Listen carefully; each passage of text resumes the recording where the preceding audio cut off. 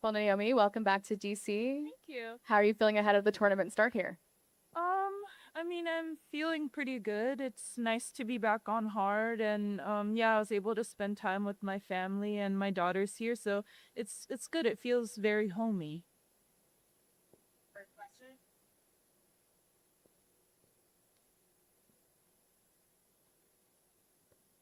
Hi, Naomi. Two questions, please. What was it like playing against Layla? And what do you think of her game? Number two, what are your thoughts on Alex and her potential as a player? Thank you. Yeah, I mean, I've played against Layla a couple times. The last official match was in China, in Wuhan last year. But I've practiced with her a couple times too, and obviously she's an amazing player. And it's funny, both of them are lefties. So, yeah, I mean, I don't know much about Alex, but I think she's incredible. I think she's a star. And it's just really cool to have someone like her that I guess people can look up to. And for me, I think it's amazing that she's such an inspiration, and I really love hearing her talk because it's really cool the things that she says. Hi, Naomi. I interviewed your physio, Robbie, recently, and he was talking about how you guys want to sort of reframe the term and concept of a comeback. I was wondering if you could just expand on why you don't like that idea. I mean, I feel like saying I don't like it is a little harsh, because obviously I feel really grateful, for people even thinking about me. But I think when I think of like coming back, it kind of like washes away the whole process. And also like for me, what am I coming back to, you know? Like on my end, I feel like a completely different person. There are things that I'm better at, and maybe there are skills that I've gotten to develop a lot more, but I feel like saying you've come back is a little bit limiting, and maybe that's also my way of like taking pressure off in some weird like mental way. But yeah, I on my end, I just try to like see it as a way to continue achieving more. Yeah. If I could just ask one more question on that note. You obviously had a great run at Wimbledon, and I'm curious, what are the things in your game that you feel like have gotten better than they were before?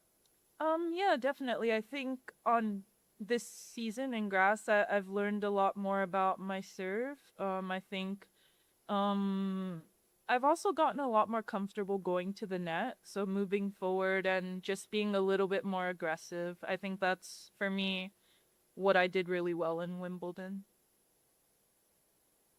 Hi, Naomi. Once again, welcome to Washington, D.C. On July 7th, we just celebrated National Black Women in Sports Day.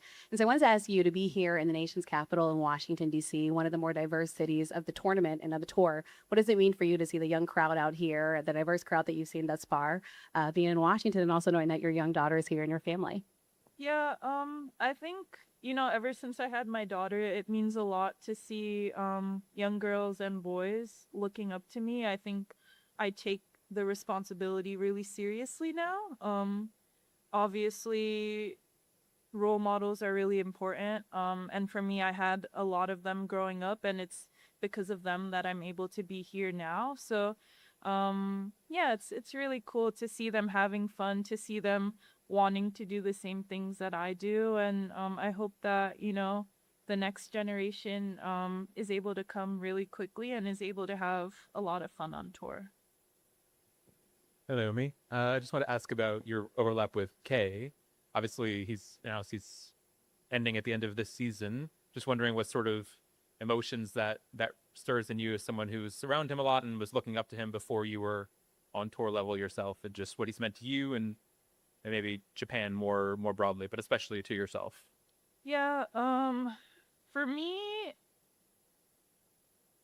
I don't know, like I feel so happy to see him. Like, obviously as a like Japanese player, you grow up admiring him. He's done so many amazing things. He's kind of like, I don't want to say like carried us on his back for so long, but he has represented Japan at the highest level for an amazingly long period of time. And um I remember just watching him and hoping to be where he is and being able to stand next to him and hopefully do all the cool things that he's doing. And I was able to get to that point. And like, I remember the first time I met him, I was shocked that he knew who I was.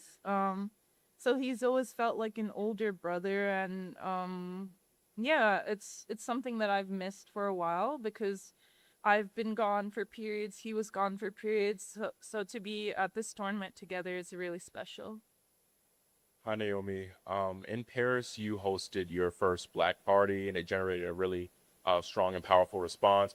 I'm just wondering if you plan on hosting another one, maybe for US Open or anytime soon.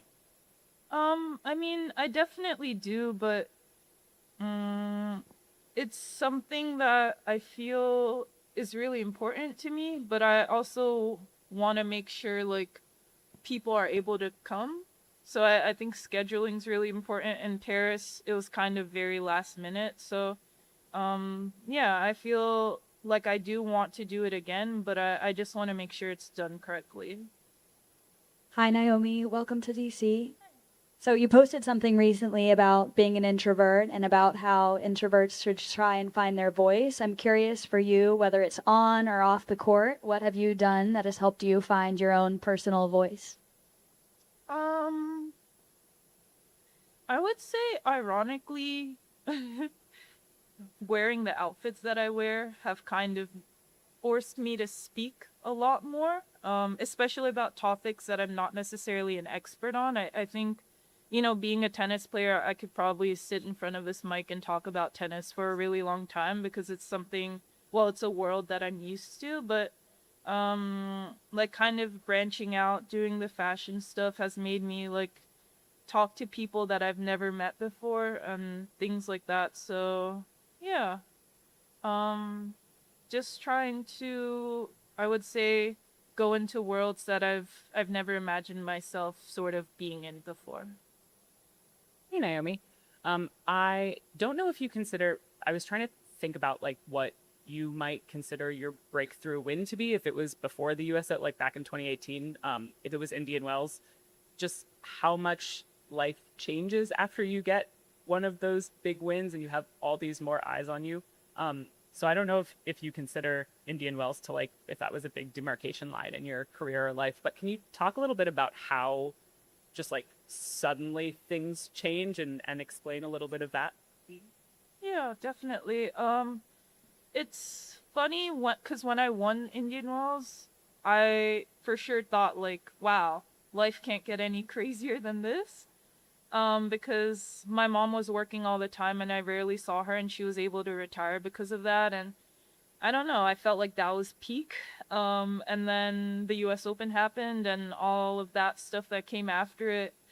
So I feel like there's like moments like it keeps going. And even now, like before this year, like all the fashion stuff, I thought like this is probably like the level, you know? Like I actually don't really want to be famous, so I'm good with where I'm at right now. And then it's like people are knowing me now for the fashion stuff more than the tennis.